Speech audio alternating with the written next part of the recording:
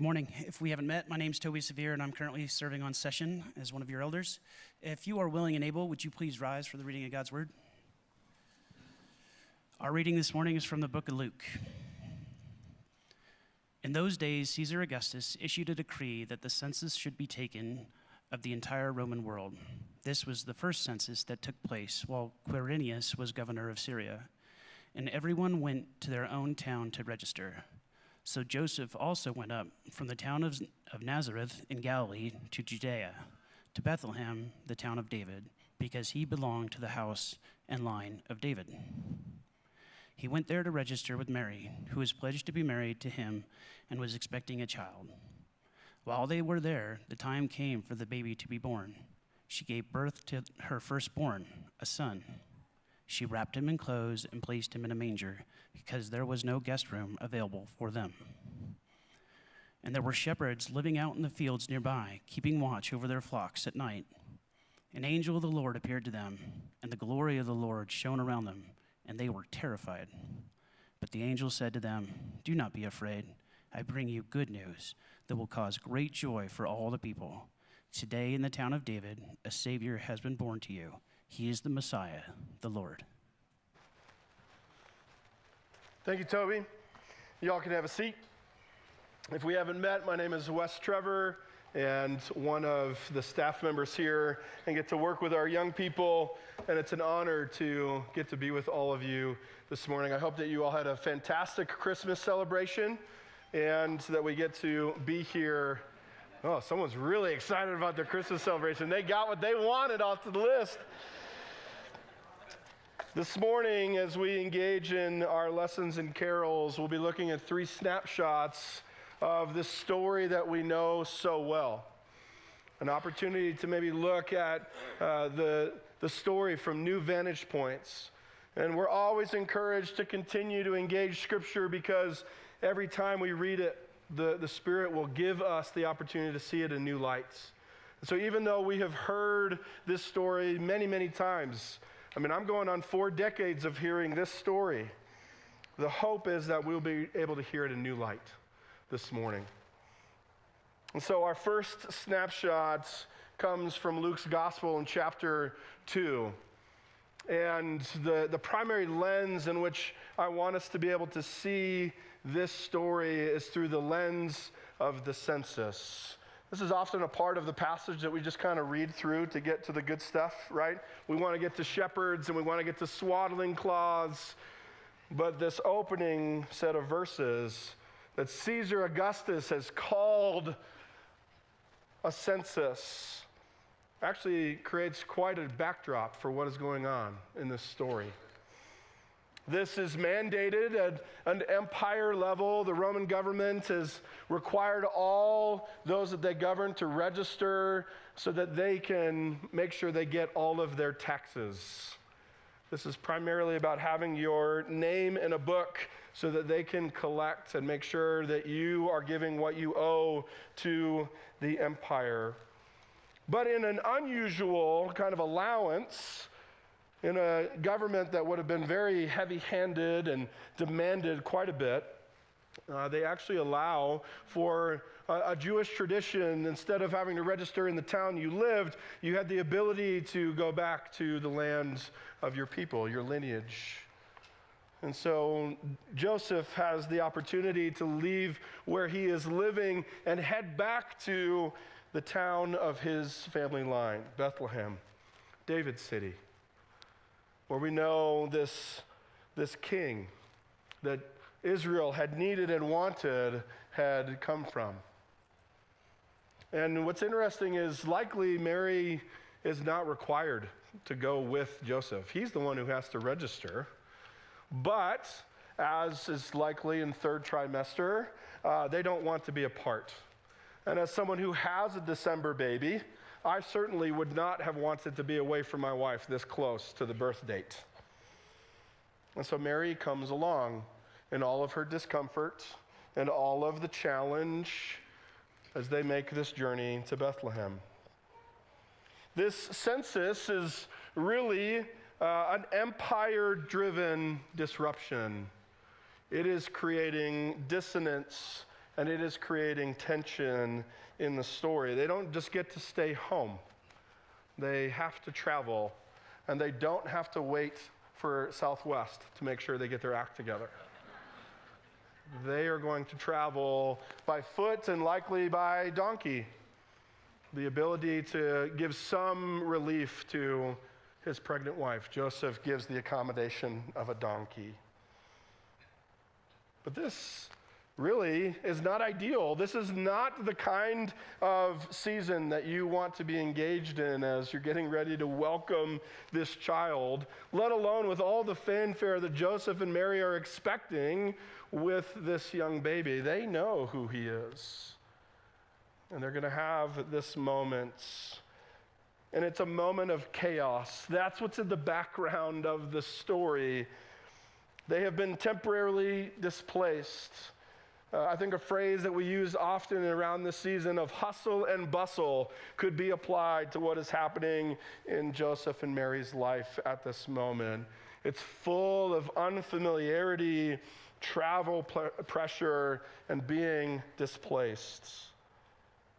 There's a world that is moving fast around them, as they're likely not the only ones who are participating in this census journey.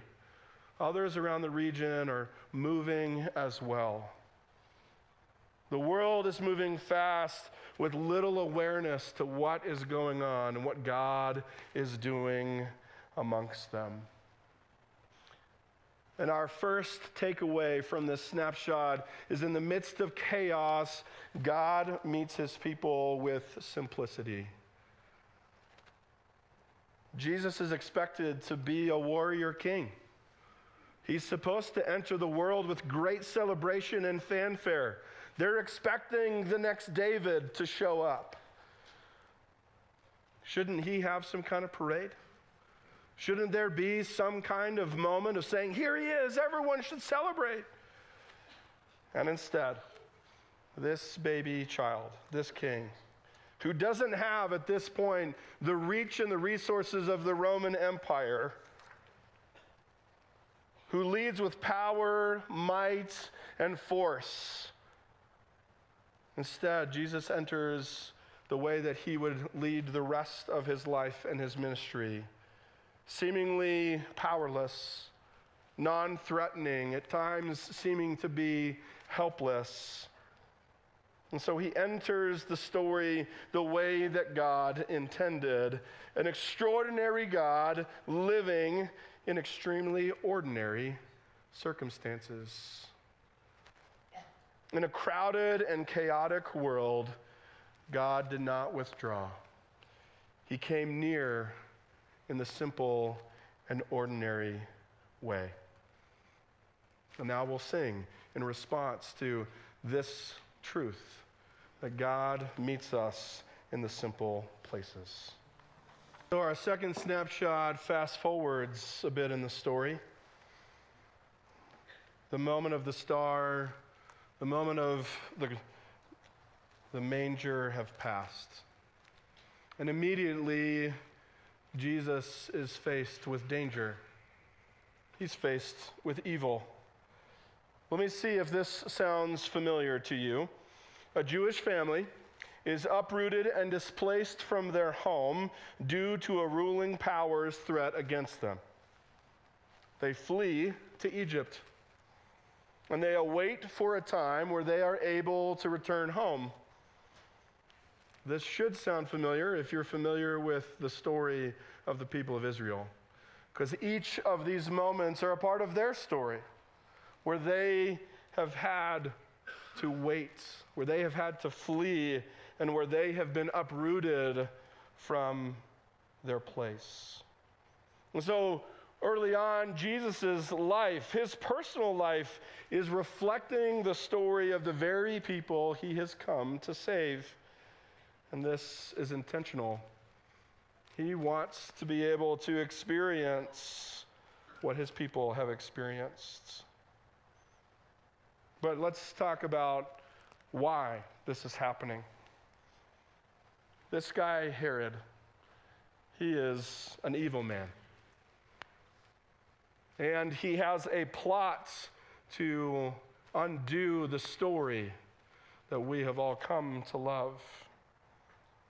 You see, the work of Herod was around power and being able to maintain his legacy as a part of the Roman legacy.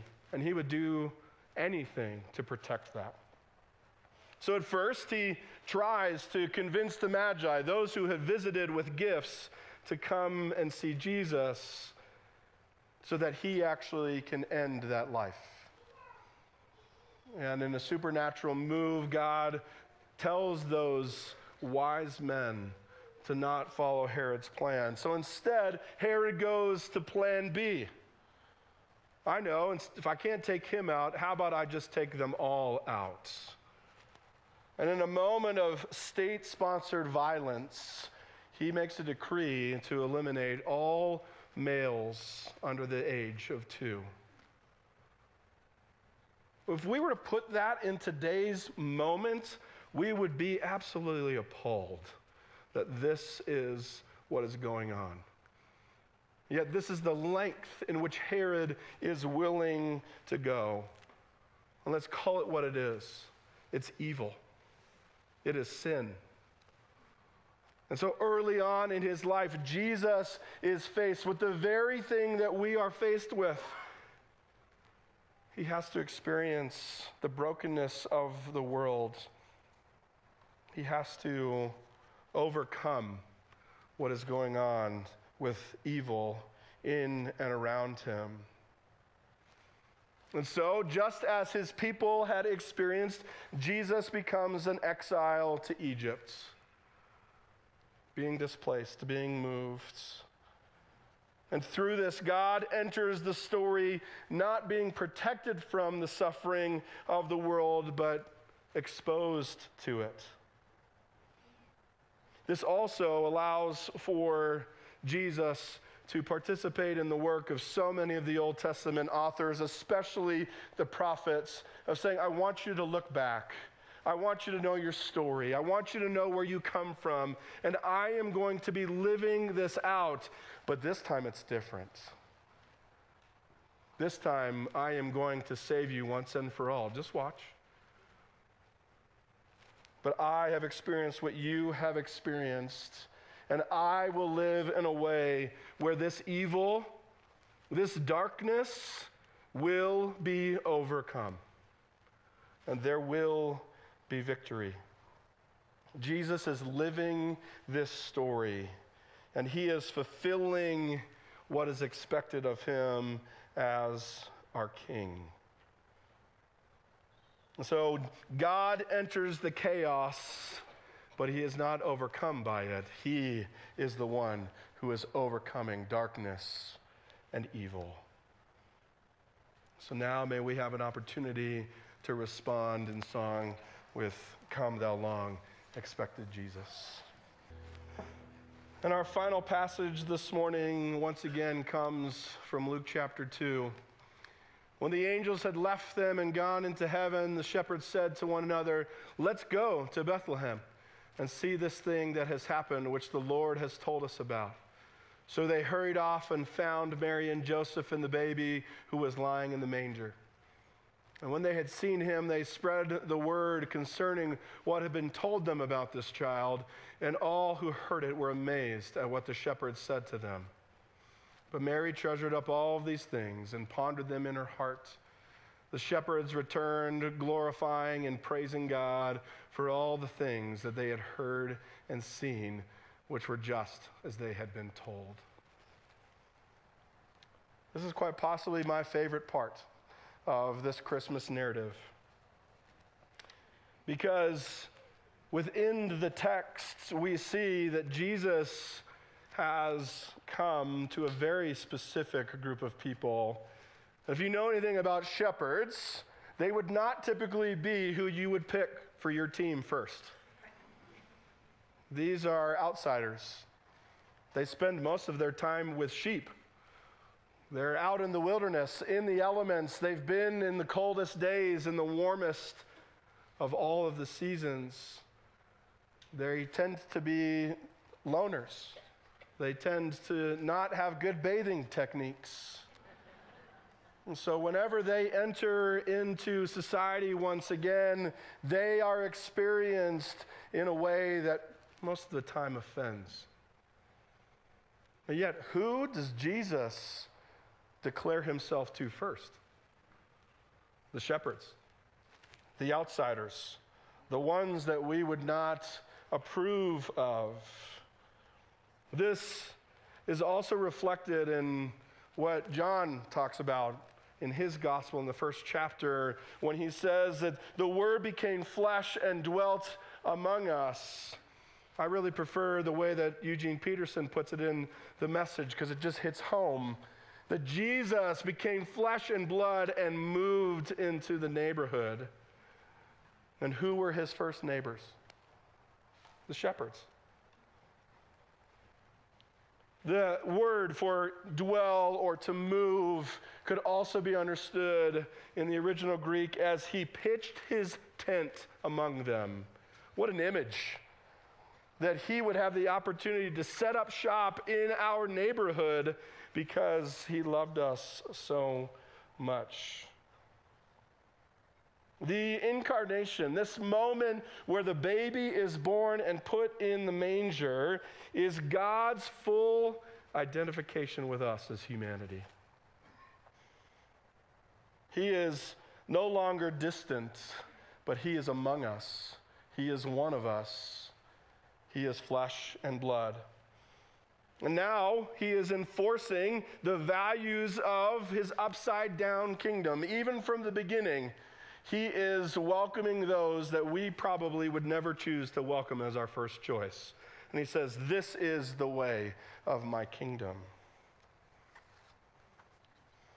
Intentional proximity to the fringes of society is always part of how Jesus operates, and we should take note of that. How can we also have that proximity? Who are we caring for that are on the fringes of society? Because if it's good enough for Jesus, it should be good enough for us.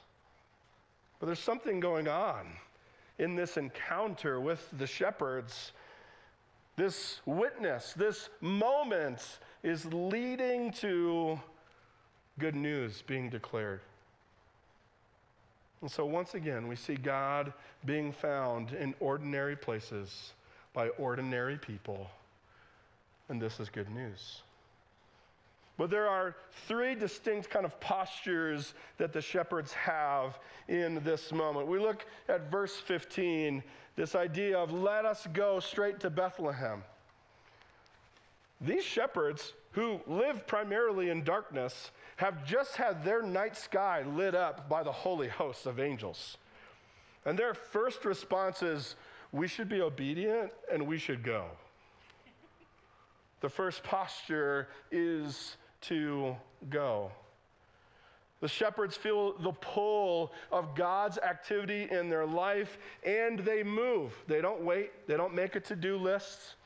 They don't try to create reasons, cost-benefit analysis, I don't know. They go. And that's their first posture. They're not waiting for just the perfect moments. They don't even ask if they're worthy. Society has already deemed them unworthy, but God has said, come on, let's go. You're worthy as a part of my kingdom. They don't get cleaned up. I doubt they had time to bathe. So imagine what that manger smelled like. They also are not credentialed. These are not the religious leaders. They haven't spent time and graduated through all the levels of their Hebrew training. They have been left out. They're the outsiders. And yet their posture is to go. They respond. Going is often our first act of discipleship, no matter where you are in your story. Whether you are far from God right now or you are close to him, there is always an invitation for us to go and move and see what God is up to. This first act of discipleship is trusting that if God has actually shown up, the only wrong move is to stay put. We go not because we have the answers, we go because Jesus has arrived. We go not because we are strong, we go because he is near. We go because God has moved towards us, and movement towards him is the only fitting response. So this moment invites us to go and step away from the various distractions that exist and instead move towards the presence of Jesus. The second posture that the shepherds take is a posture of seeing. And the second part of verse 15 tells us, "And see this thing that has happened, which the Lord has made known." So they go, they rush to get there, but when they arrive, something incredible is happening. A type of worship that they realize this is unlike anything we've ever experienced before in our life. We should mark this. We should pause. So seeing is a response to going. Once we get there, let's not miss the moment. May we pause and recognize what God is doing in our life. And I have to imagine that what set them off was they just had this heavenly host announced to them. They're probably expecting the same kind of celebration that most of society is expecting with the Messiah. And when they get there, there's not a throne, but a feeding trough. There's not a crown, there are swaddling clothes. There's not a palace, but the area where animals would have been kept. The opportunity for that family to do their best to make room for Jesus. This is the surprise of the incarnation. God hides his glory in humility, and he invites us into a posture to recognize that and to mark that in our own life.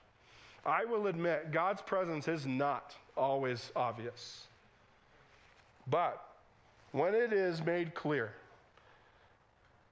we should stop and we should see what he is doing.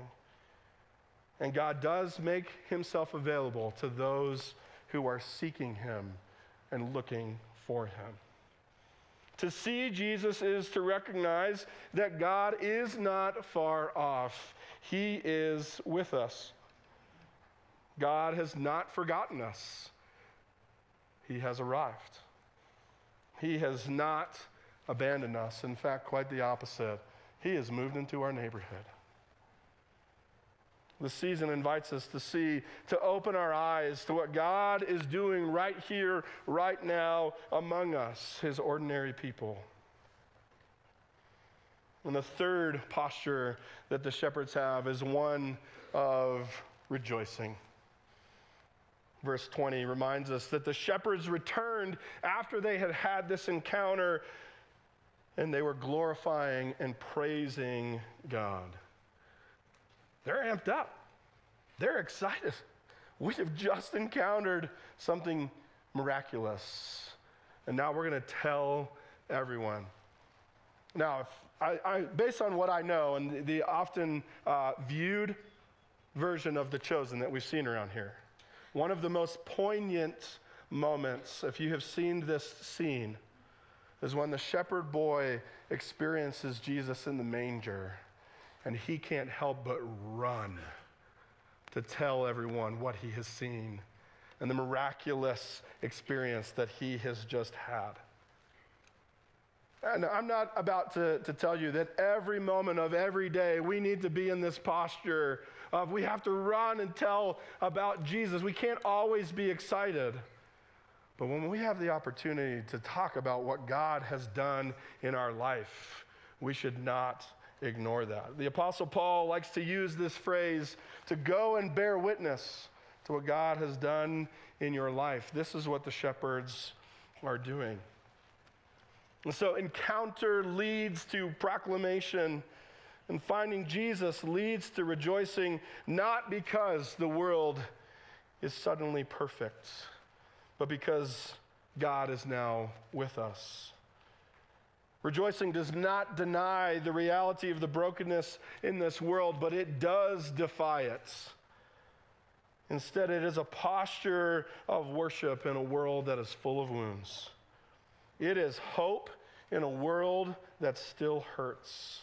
And it is the declaration that darkness does not get the final word. So why do we rejoice?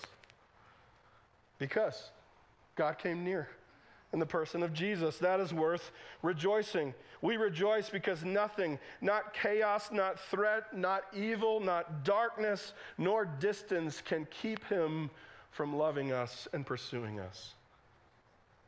Because the world is still crowded and complicated. Y'all, I know. Right now, for some of you, the world is complicated and it is painful. And may we be reminded that the incarnation means that we are not alone in that pain. That Jesus is with us. He is near to us. He is in our neighborhood. So this Christmas story is not the story of humanity finding Jesus, but instead of God moving towards humanity and entering a crowded world, overcoming the real threat of evil and dwelling among us in flesh and blood. Jesus has moved into the neighborhood. So, go. Move towards Jesus. See and recognize him where you would least expect him. And rejoice because God has moved into the neighborhood and everything has changed. We'll now sing the great Christmas carol, Away in a Manger.